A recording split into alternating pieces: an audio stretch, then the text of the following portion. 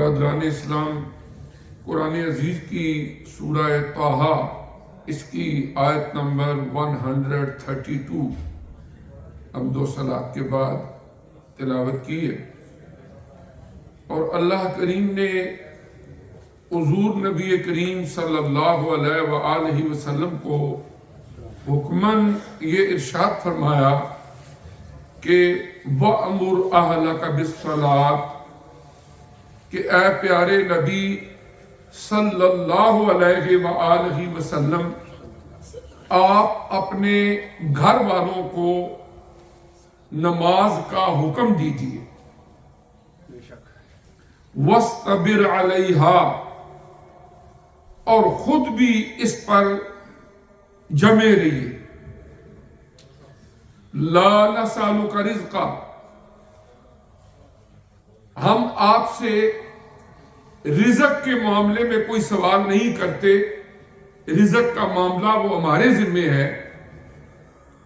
نَحْنُ نَرْزُقُكَ، تمہیں رزق دینے والے ہم ہیں۔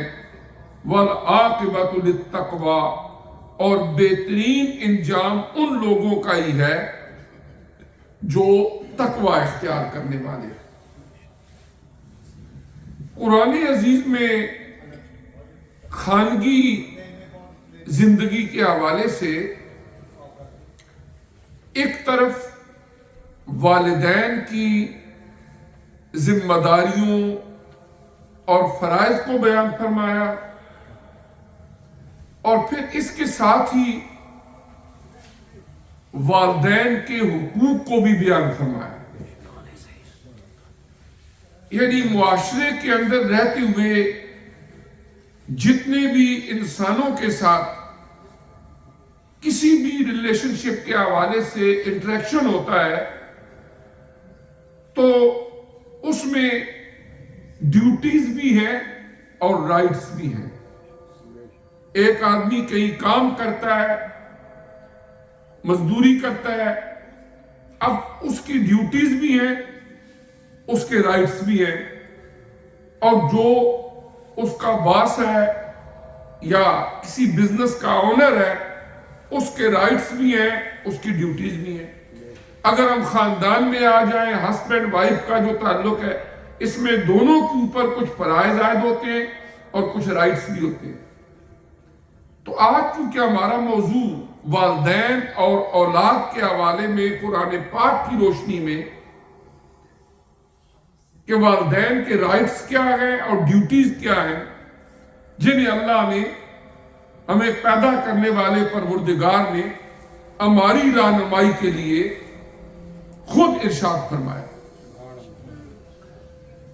اللہ تبارک و تعالیٰ نے حضور نبی کریم صلی اللہ علیہ وسلم کو اس آیہ کریمہ سورہ طٰہٰ کی آیت نمبر 132 میں فرمایا کہ اپنے اہل و عیال کو یہ کہو کہ وہ نماز کی پابندی کریں،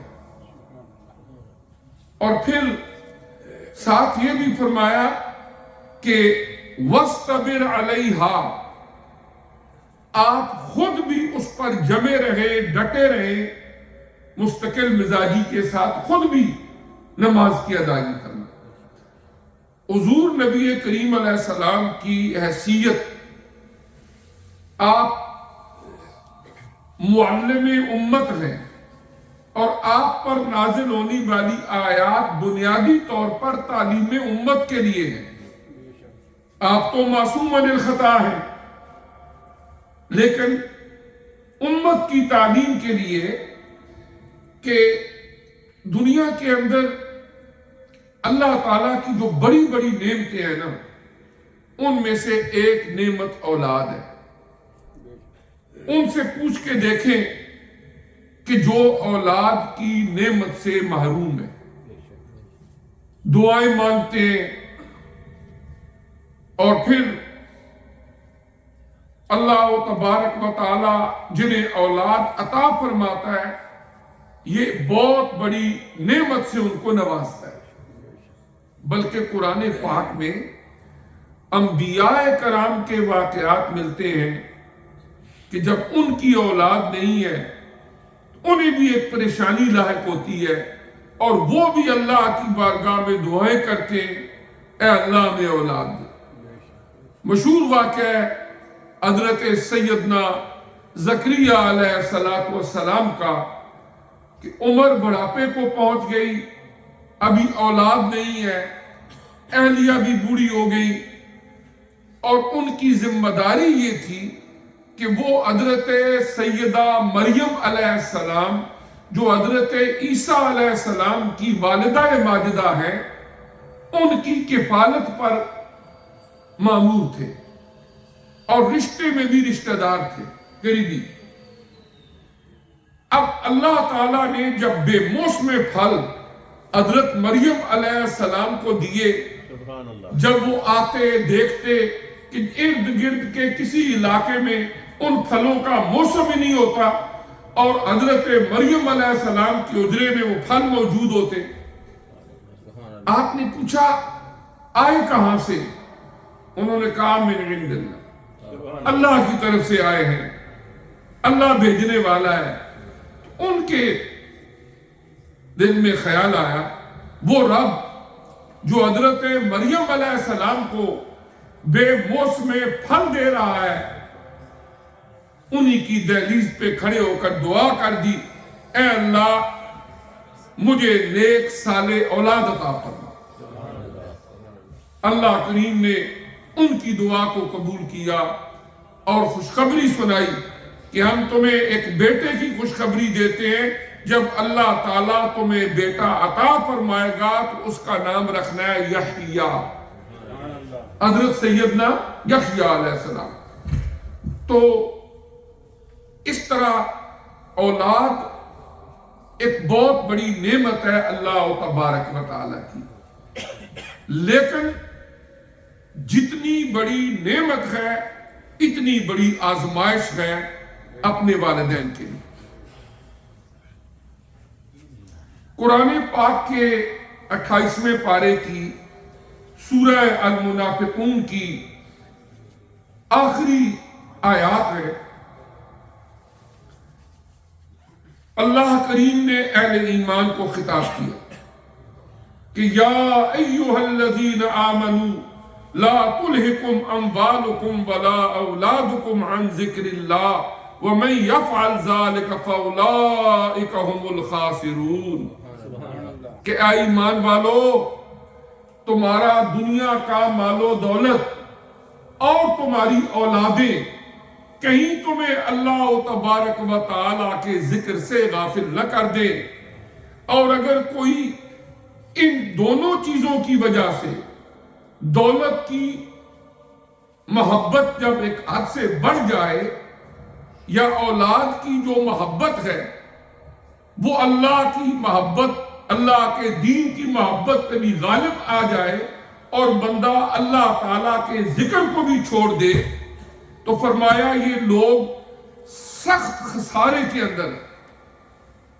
اور پھر اس کے بعد اللہ تعالیٰ نے فرمایا کہ لا نسألک رزقا، اے پیارے نبی صلی اللہ علیہ وسلم، ہم نے تمہیں اولاد دی، ہم رزق کے معاملے میں تم سے سوال نہیں کر رہے، اس لیے کہ رزق دینے والے ہم خود ہیں۔ ہم سوال یہ کر رہے ہیں کہ جو تمہاری ذمہ داریاں ہیں بنیادی طور پر ان کو پورا کرو۔ ہر آدمی اپنی طرف سے محنت کر سکتا ہے، اور ہر ایک کی خواہش ہوتی ہے کہ میرے پاس بہت کچھ ہو، پتہ نہیں کتنی حسرتیں اس کے اندر دبی ہوتی ہیں، لیکن ملتا وہی ہے جو اللہ نے اس کے مقدر میں رکھا ہے۔ اگر ایک بندہ فارمر ہے، زمیندار ہے، تو میکسیمم وہ یہی کر سکتا ہے کہ ٹائم پر ہل چلائے، ٹائم پر کھاد ڈالے، اس کے بعد دانہ زمین میں بو دے۔ اب کیا ہوگا کیا نہیں ہوگا، کتنی فصل آئے گی، اللہ اس میں کتنے سٹے لگائے گا، کتنے دانے ہوں گے، فصل جو ہے وہ اگر کہیں بارانی علاقہ ہے تو وہاں بارشیں ہوں گی کہ نہیں ہوں گی، سالی تو کہیں نہیں ہوگی، یہ اللہ کے کام ہے۔ بندے کا کام ہے کہ محنت کرنا، کوشش کرنا رزق حلال کے لیے، لیکن اس کے بعد نتیجہ کیا نکلتا ہے یہ اللہ تبارک و تعالیٰ پر چھوڑ دے۔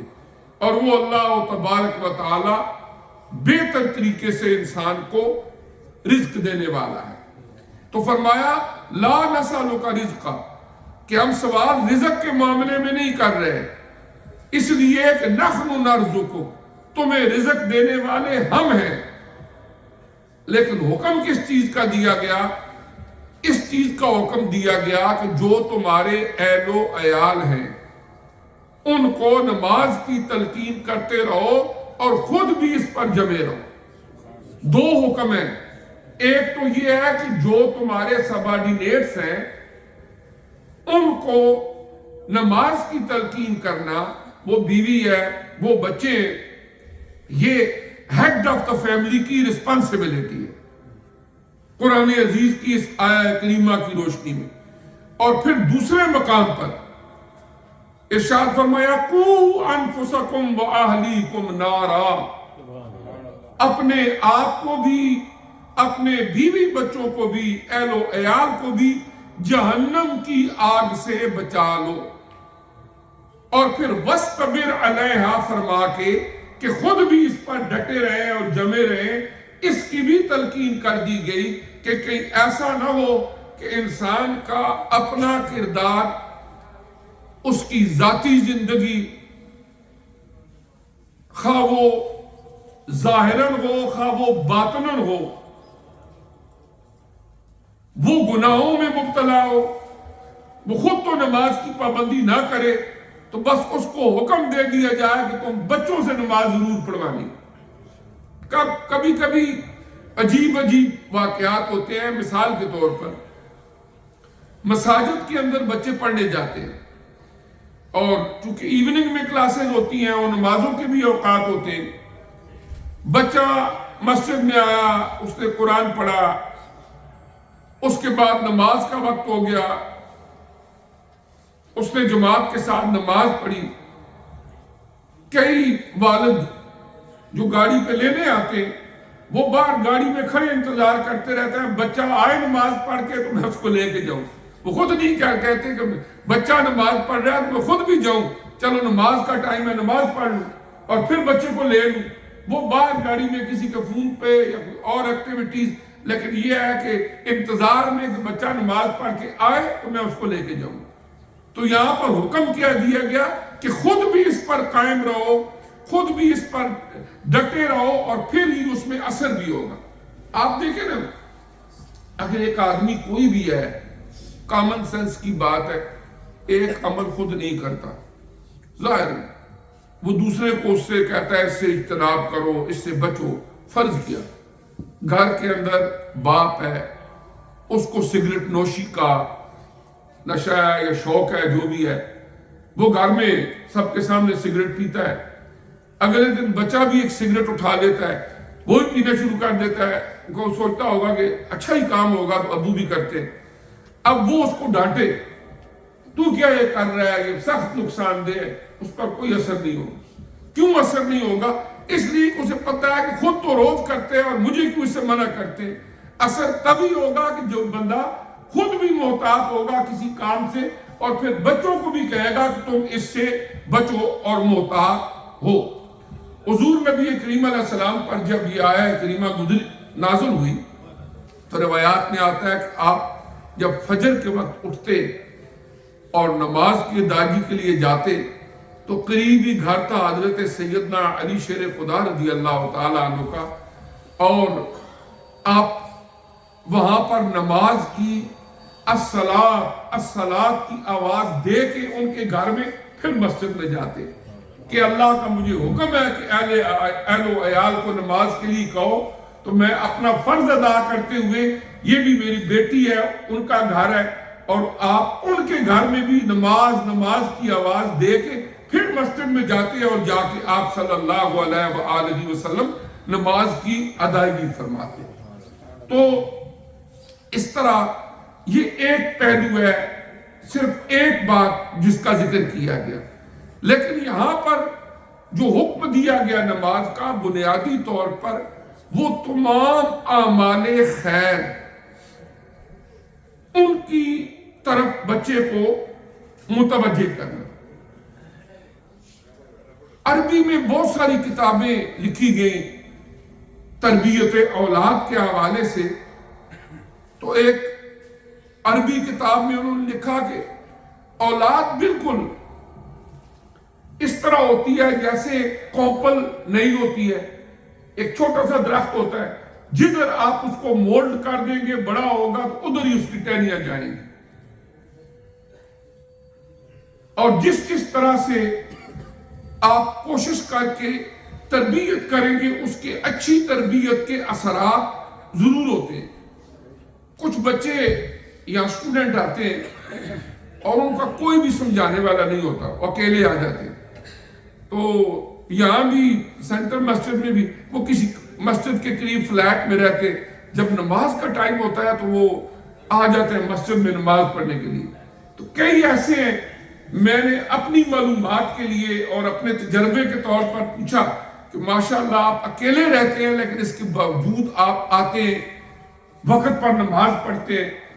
آپ کی امی نماز پڑھتی تھی یا کیا؟ وہ ضرور بتاتے ہیں کہ ہمیں بچپن سے یہ عادت پڑی ہے کہ ہمارے ابو ہمیں کہتے تھے نماز پڑھو، ہم نماز ادا کرتے رہے، ہمیں عادت ہے اور اس لیے ہم نماز پڑھنے کے لیے آتے. تو جو والدین بچپن سے ہی اور ہم اپنے بارے میں اگر سوچیں جتنے بھی ہمیں، تو ضرور اس کے اندر کہیں نہ کہیں ہم مسجد میں جمعہ پڑھنے کے لیے آئے ہیں یا نماز پڑھنے کے لیے آتے ہیں. اس کی بیک گراؤنڈ میں آپ اپنے بچپن میں جا کے دیکھیں گے تو کسی نہ کسی جگہ ان والدین کی ان محنتوں کا اثر ضرور ہوگا. انہوں نے ہی اس طرف لگایا تو آج ہم یہ کچھ کرتے، اور اگر وہ ہمیں اس طرف نہ لگاتے یا تلقین نہ کرتے تو شاید وہ اثر بھی نہ ہوتا.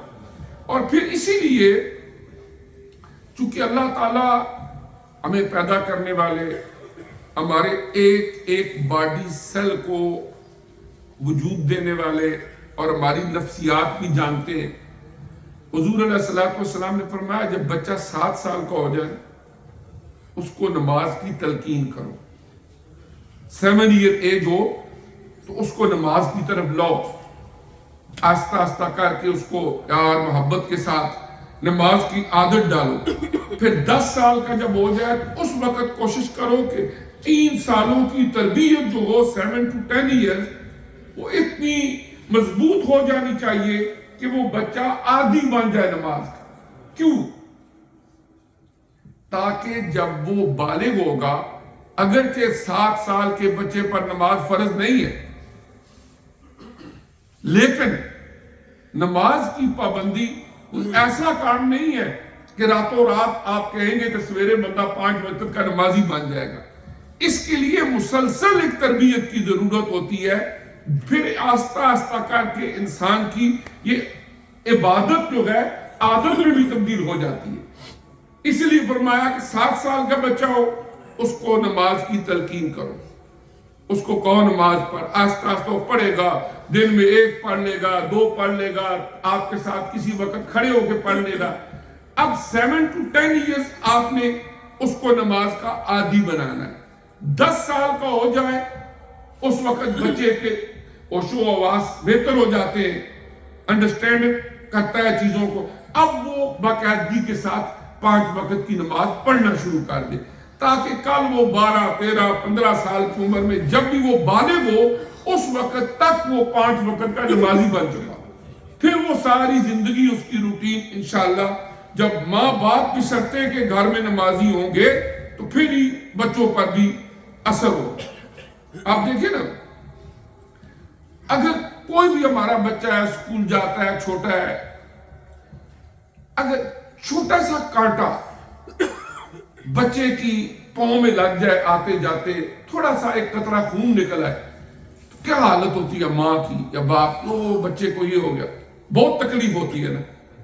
تو جو ماں باپ اس دنیا کی زندگی میں اپنے بچے کے بچی کے پاؤں میں ایک چھوٹا سا کیل اور ایک چھوٹا سا کانٹا برداشت نہیں کر سکتے کہ خون نکل آیا تو وہ ان کا دل پسیجنے لگتا ہے، انہیں یہ بھی سوچنا چاہیے کہ یہ زندگی تو عارضی ہے، بالآخر ہم نے اللہ کے حضور پیش ہونا ہی ہونا ہے.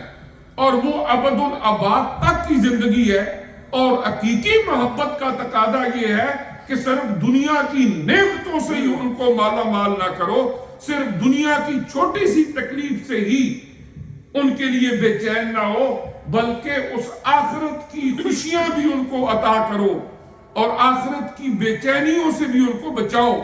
یہ ماں باپ کی بنیادی ذمہ داریوں میں سے ایک ہے۔ اس لیے قرآن نے فرمایا قُوا أَنفُسَكُمْ وَأَهْلِيكُمْ نَارًا، اپنے آپ کو بھی اپنے اہل و عیال کو بھی جہنم کی آگ سے بچا۔